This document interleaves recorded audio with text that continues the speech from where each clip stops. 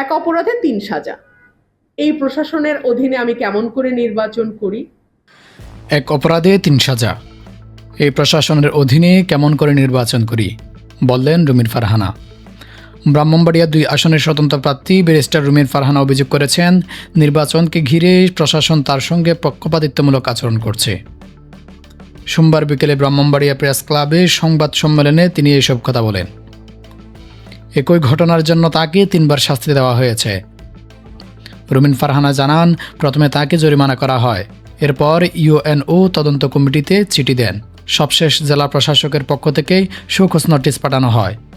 তিনি বলেন, এক অপরাধে ৩ জায়গা থেকে শাস্তি। এই প্রশাসনের অধীনে আমি কেমন করে নির্বাচন করব?